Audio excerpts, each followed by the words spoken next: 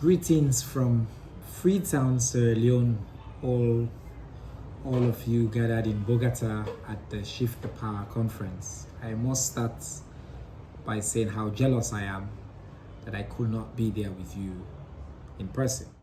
Part of why I'm not in Bogota is because of developments in Sierra Leone, where some of you may know, a few days ago we experienced another failed attempted coup. I wanted to say that because I feel like the context of this gathering and the context of this conversation around shifting the power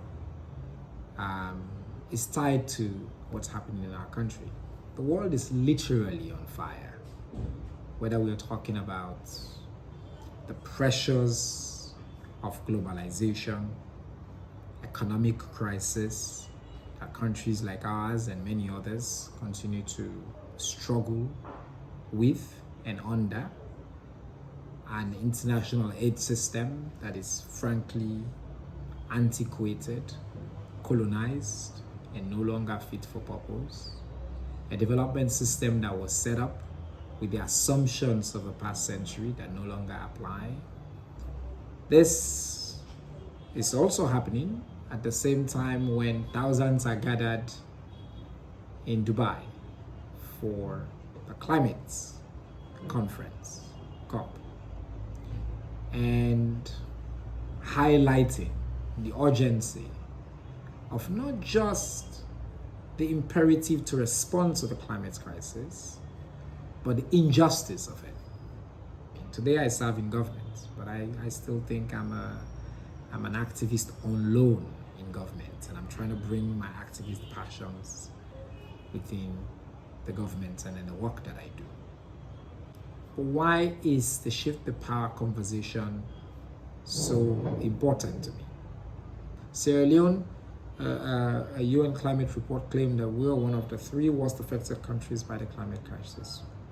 We're on the receiving end of the bad behavior of many other countries in the West, and yet we have to beg to get a little bit of resources to respond to the challenges that we confront now with the receding sea levels, the water crisis that we have, an expanding urban population, climates, weather patterns that are changing on a daily basis and putting pressures on our country. But we must still beg and seek and write aid proposals and all of that.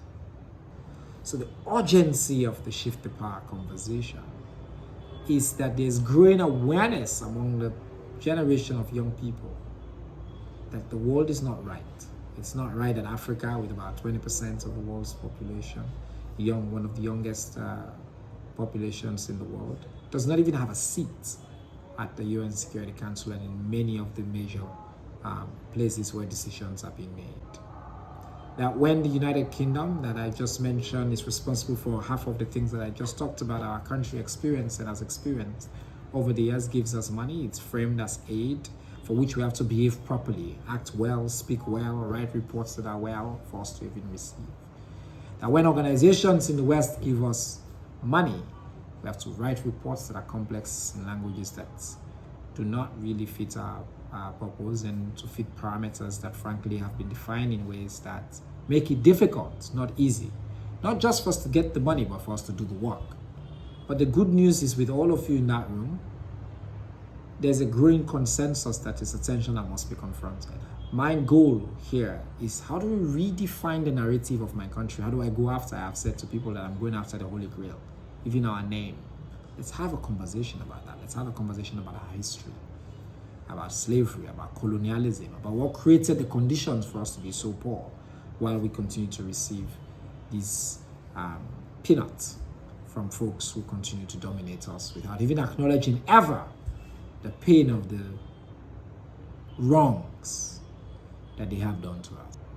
How do we push back? How do we say we have power to not be complicit in systems that dehumanize us? And that's the solidarity that's required.